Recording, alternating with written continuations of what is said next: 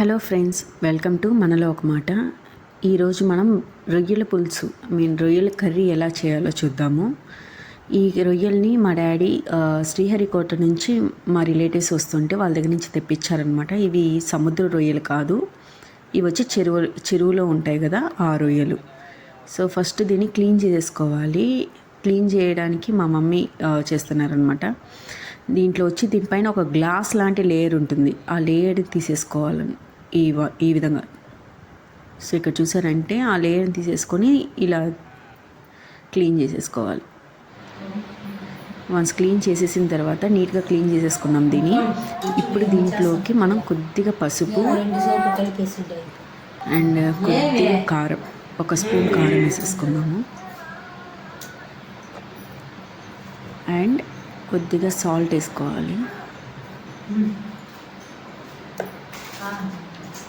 And ఇప్పుడు నేను కొద్దిగా జింజర్ గార్లిక్ పేస్ట్ ఒక చిన్న నిమ్మకాయ అంత సైజులో వేసేసుకొని దీన్ని బాగా కలిపేసుకుందాం. అండ్ కొద్దిగా పెరుగు వేసుకుందాము. దీన్ని బాగా మిక్స్ చేసుకొని ఒక 15 మినిట్స్ అలా పెట్టేసుకుందాం. ఇంతలోపు మనకు కావాల్సిన ఆనియన్స్ వాటిని కట్ చేసేసుకుందాం. దీన్ని బాగా కలిపేసుకొని మసాలా అంతా దానిలోకి బాగా ఊరేలాగా పక్కకు పెట్టేసుకుందాం కొద్దిసేపు. అండ్ ఇప్పుడు ఆనియన్స్ 2 బిగ్ సైజ్ ఆనియన్స్ తీసేసుకొని కట్ చేసేసుకోవాలి. అండ్ అలాగే 2 పచ్చిమిర్చిలు తీసుకొని దీన్ని కూడా చిన్నగా చాప్ చేసేసుకోండి. అండ్ ఇప్పుడు బాణీలు తీసుకొని ఇందులో ఒక 3-4 టేబుల్ స్పూన్ ఆయిల్ తీసుకోవాలి. ఎందుకంటే మనం గ్రేవీ టైప్లో చేస్తున్నాం కదా, కొద్దిగా ఆయిల్ ఎక్కువగా ఉంటే బాగుంటుంది. 4 స్పూన్స్ తీసుకున్నాను నేనైతే. అండ్ మసాలా ఇంగ్రీడియంట్స్ ఉంటుంది కదా, బిర్యానీ ఆకు, పట్టా అవి వేసేసుకొని అందులో పాటు మనం కట్ చేసి ఉంచుకున్న ఆనియన్స్, గ్రీన్ చిల్లీ వేసేసుకొని బాగా ఫ్రై చేయించుకున్నాం. కొద్దిసేపు కలిపేసుకొని దాన్ని మగ్గేలా చూసుకోవాలి.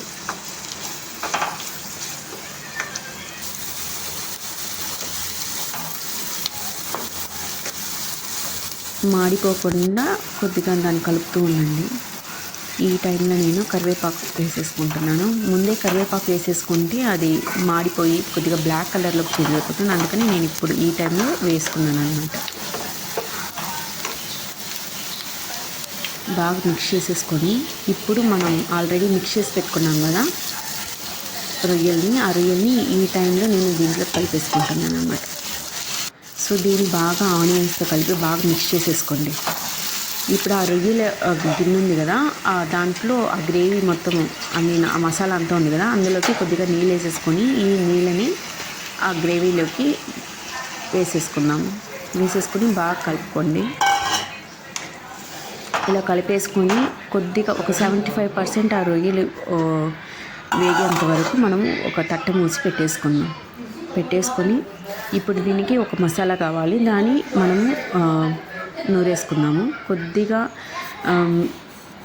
సోము గసగసాలు అండ్ ధనియాలు తీసేసుకోండి. ధనియాలు అన్నీ ఒక్కొక్క స్పూన్ తీసుకున్నాను నేను. తీసేసుకొని దాన్ని కొద్దిగా వేడి చేసుకొని దీన్ని గ్రైండ్ చేసుకోవాలి. మీ దగ్గర మిక్సీ ఉంటే మిక్సీలో వేసుకోండి. మీ దగ్గర కానీ రోకలి ఉంటుంది కదా, చిన్న రోకలి ఉంటే ఫస్ట్ చిన్న రోకలికే ప్రిఫరెన్స్ ఇవ్వండి మిక్సీలో కంటే. నా దగ్గర అయితే రోకలి ఉంది కాబట్టి నేను రోకలిలో వేసుకొని దాన్ని బాగా పేస్ట్ చేసేసుకుంటాను. కొద్దిగా ఆరనిద్దాము.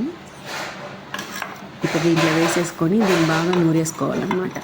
మరీ పౌడర్ స్ట్రక్చర్ కాకుండా కొద్దిగా పొడిగా నూరుకుందాం.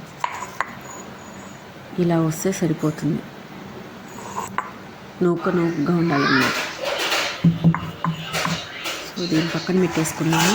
ఇప్పుడు మనం రొయ్యలు ఓపెన్ చేసి చూద్దాం. ఇక్కడ చూసారంటే వాటర్ అంతా బయట వచ్చేసింది అన్నమాట రొయ్యలు. మనం వేసాం కొద్దిగా, అండ్ రొయ్యల్లో నుంచి కూడా కొద్దిగా వాటర్ అనేది వస్తుంది. సో ఈ టైంలో మనకి కారము, ఉప్పు అవంతా చూసుకోండి. నాకైతే ఉప్పు అయితే సరిపోయింది, కారం కొద్దిగా తక్కువ ఉంది అనిపించింది కాబట్టి నేను ఇక్కడ కారం వేసుకుంటున్నాను. దీంతోపాటు మన దగ్గర గరం మసాలా ఉంటే గరం మసాలా కూడా ఈ స్టేజ్లో వేసేసుకోవాలి. ఎప్పుడు వేస్తున్నా ఈ మసాలాస్ అన్నీ ఆ రొయ్యలు 75% ఉడికిన తర్వాత వేసుకోవాలి. అండ్ మనం దంచి పెట్టుకున్నాం కదా ఆ మసాలా కూడా వేసేస్తున్నాను.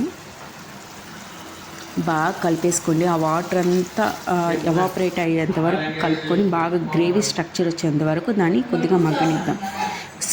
స్లిమ్ లోలో పెట్టుకోండి. మరి హైలో పెట్టేసుకున్నాను అనుకో స్టవ్, మళ్ళీ అది మాడిపోయే అవకాశాలు ఉన్నాయి. ఇప్పుడు లాస్ట్లో కొత్తిమీర చల్లేసి అంతే అండి, మన రొయ్యల గ్రేవీ అనేది తయారైపోయింది. సో మీకు కానీ వీడియో నచ్చినట్లయితే please subscribe and support us. ఇంకా ఇలాంటివి ఎన్నో కుకింగ్ వీడియోస్ అన్నీ వస్తున్నాయన్నమాట. Please subscribe to our channel. మీ ఫ్రెండ్స్కి ఎవరికైనా ఇది యూజ్ అయ్యేలా ఉంటే షేర్ చేయండి. Thank you so much for watching.